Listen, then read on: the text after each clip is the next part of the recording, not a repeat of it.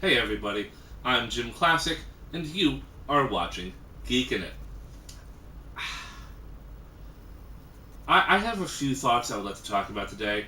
There are three separate things that I would like to talk about, but I figure I'm just going to combine them all into one kind of like mini newsreel, or at least just a combined um, post of just some of my thoughts about each one of these three. Um, I'm going to start with the serious one first. It's not exactly, I guess, a geeky, nerdy kind of thing, but it's something I feel like I want to talk about just for a moment.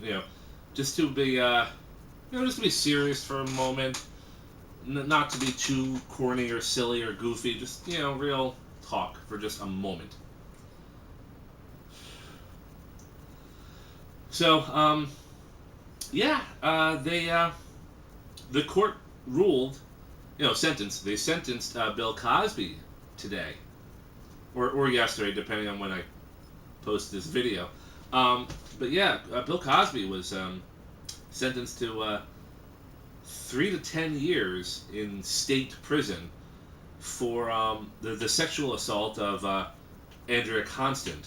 Constant? Yeah, sorry, the lights got in my face.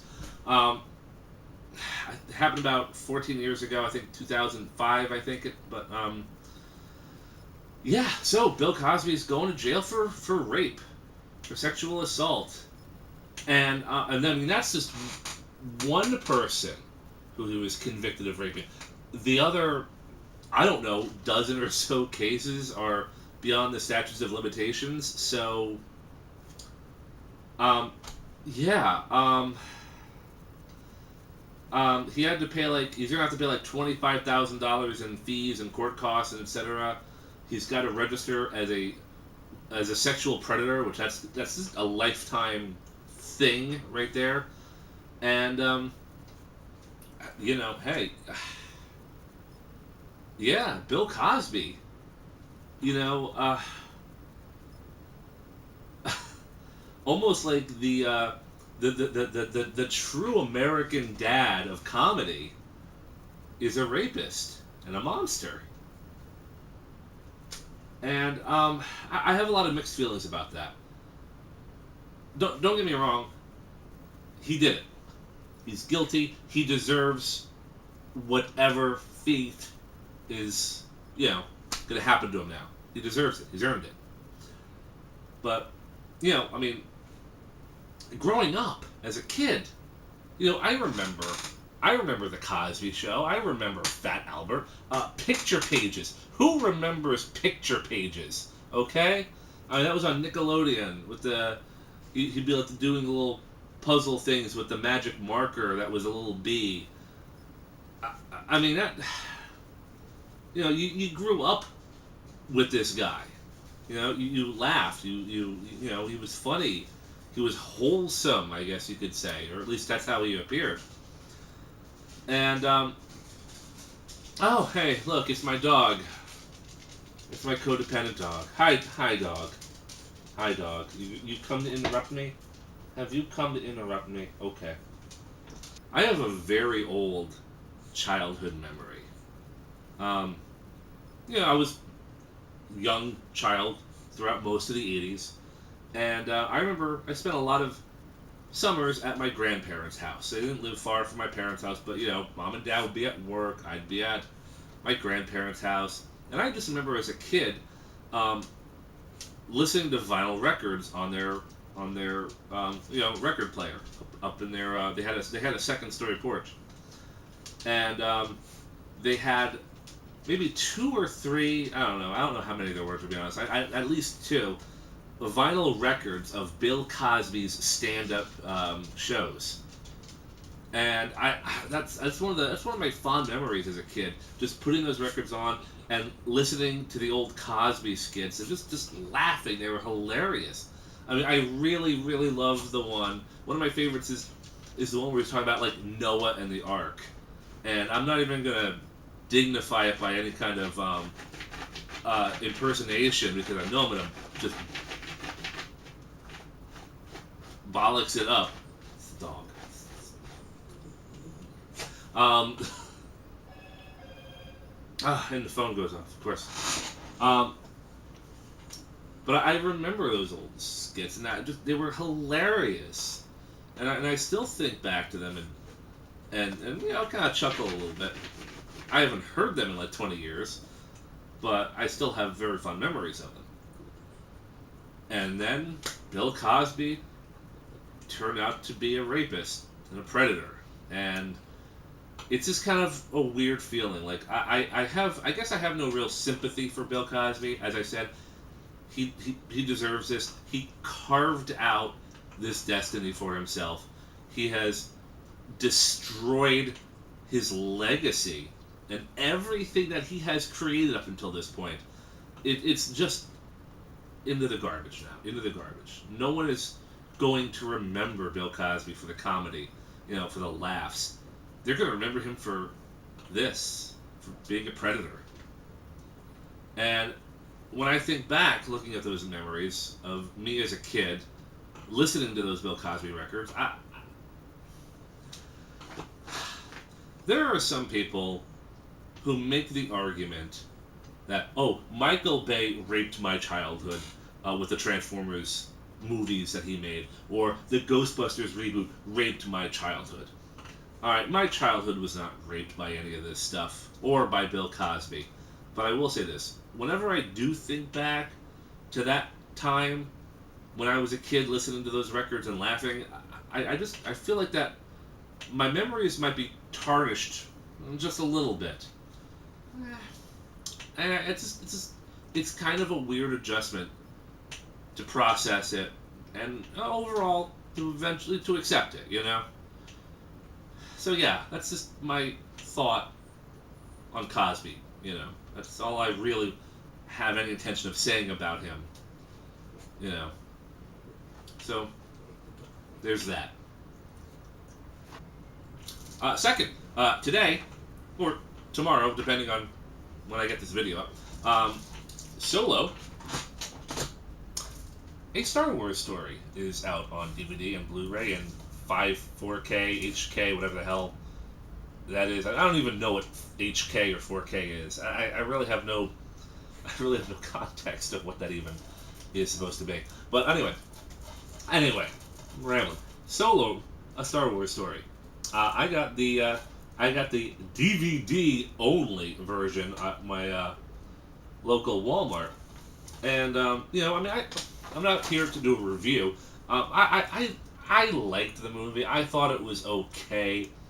The movie did not do very well in the theaters, mostly because of the whole Solo boycott in response to the backlash of The Last Jedi. But I'm not here to talk about that either. Actually, one thing I want to talk about is DVD only. Damn it. I never ever got on the whole Blu-ray train.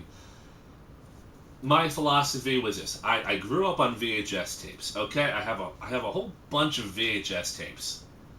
Then DVDs came out in, the late 90s, early 2000s? So, no, it was early 2000s.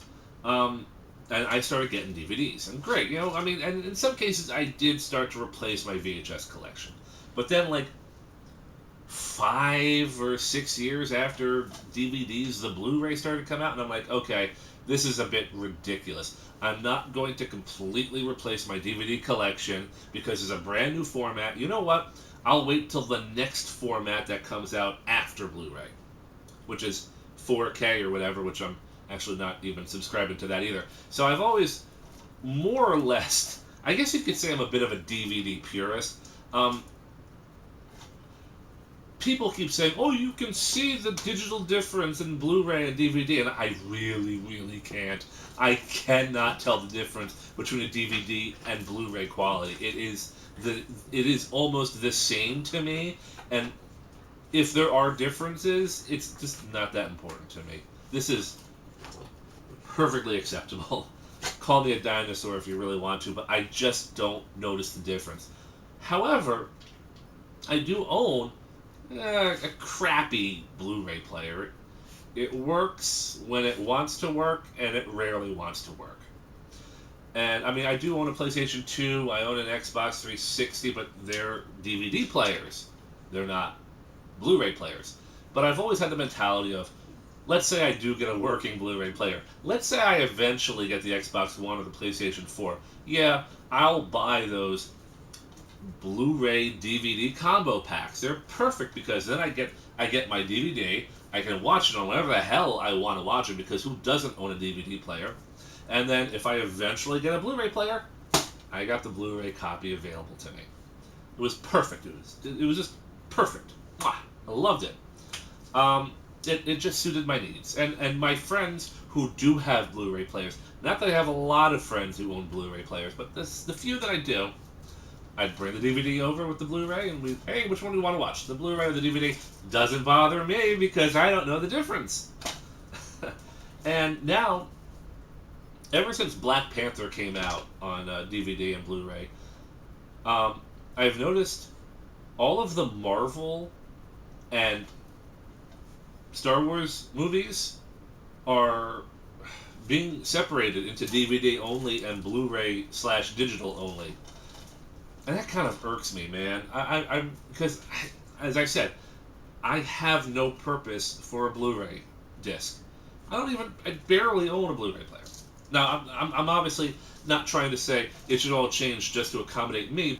I'm sure there are other people that never upgraded either, and it's just, I don't know, it's just an inconvenience. I prefer to have the Blu-ray DVD combo, and it looks like Disney is trying to phase that out. I've seen other DVDs from other movies that still do the Blu-ray and DVD combo. It looks like Disney is just trying to phase it out. And damn it, that bothers me. As a consumer, that kind of ticks me off. I'm not going to buy the Blu-ray and the DVD. I'm not going to do both. I'm just going to buy one. And for right now, I'm just going to stick with the DVD version. So, again, I'm not expecting Bob Iger to see this and be like, oh, JimClassic is an unhappy consumer. Let's start the DVD Blu-ray combos again. I'm not really expecting that. I'm just throwing out my thoughts and my disappointment. I just, I guess they really are going to start trying to phase out DVDs eventually. I knew it was inevitable. But, whatever. C'est la vie. I have it. I'm going to watch it probably this weekend. Like I said, I thought it was okay.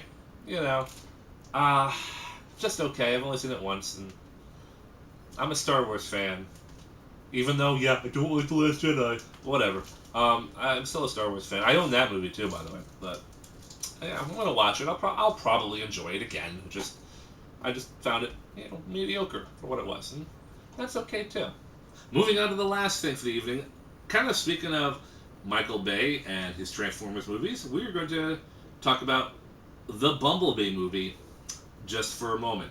Now, it's supposed to come out in December 21st of this year.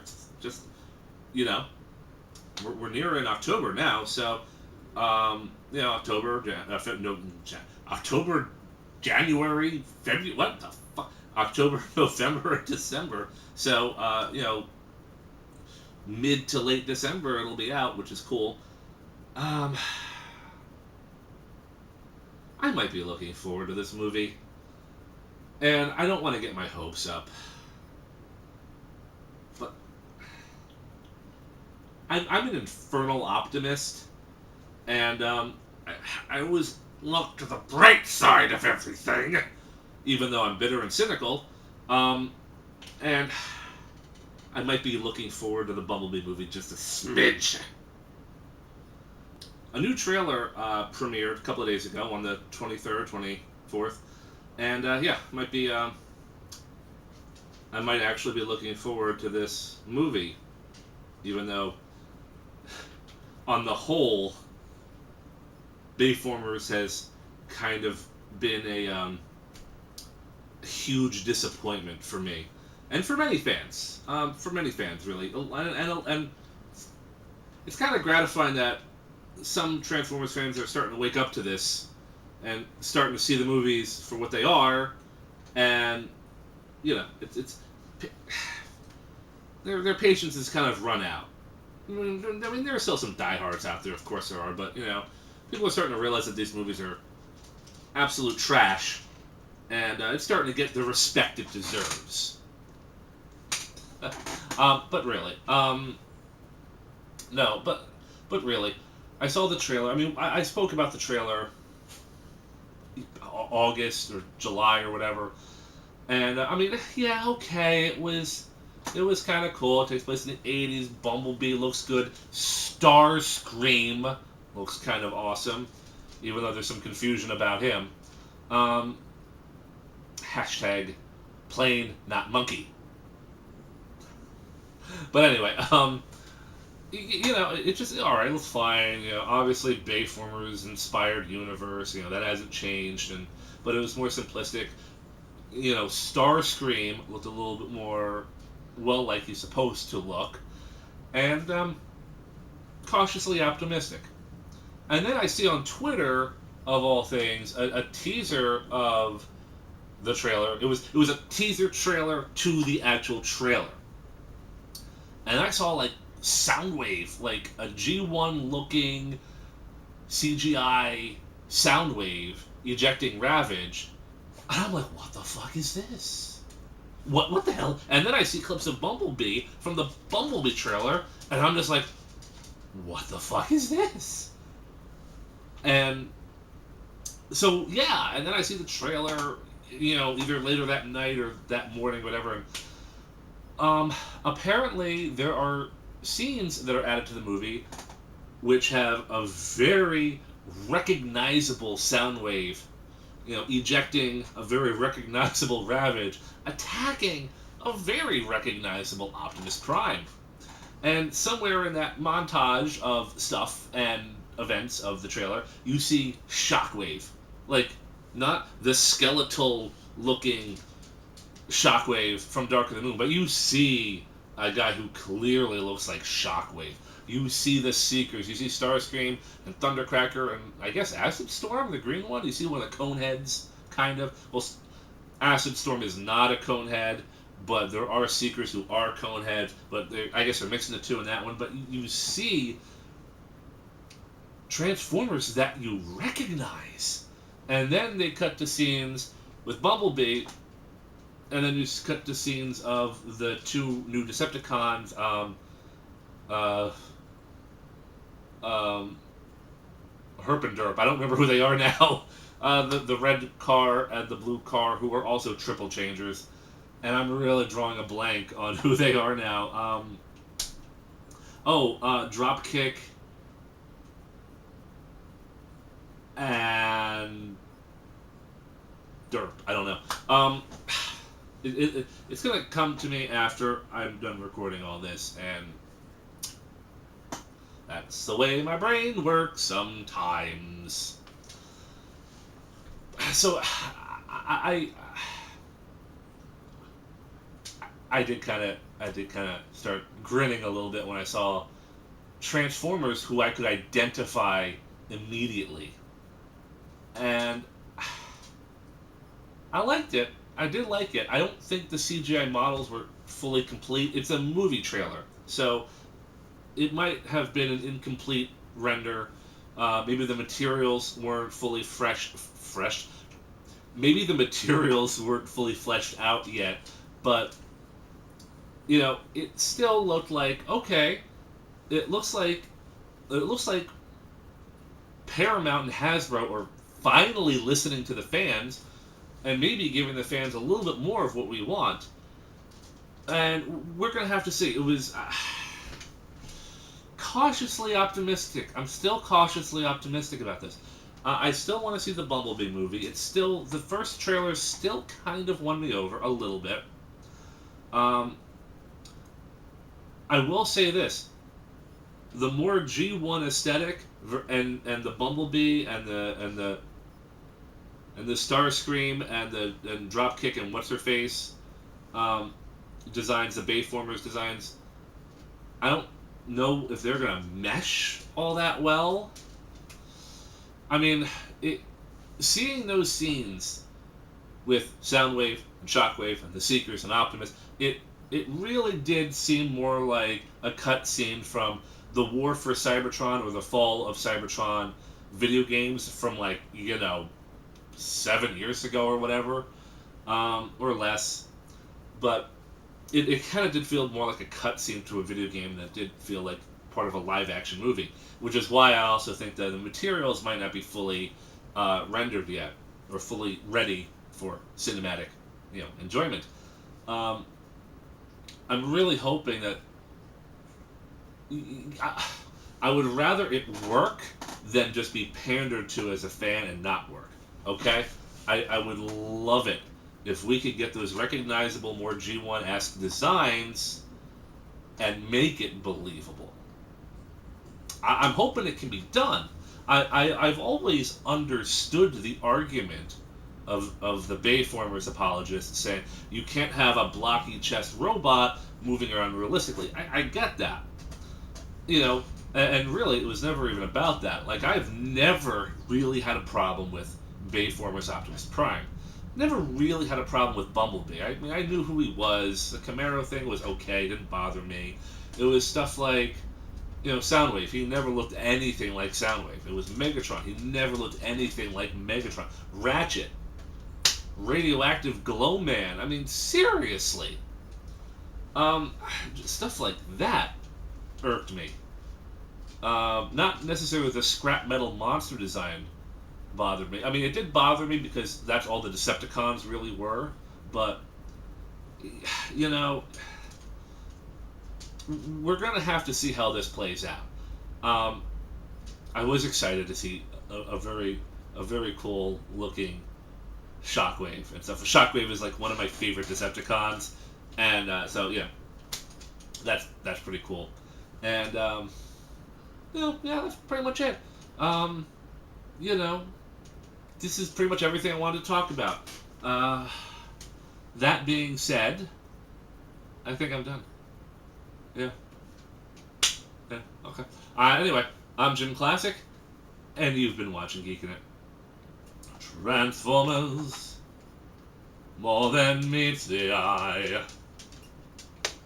Autobots wage their battles to destroy the evil forces of the Decepticons, the Transformers, robots in disguise. The Transformers, bum ba dum boom.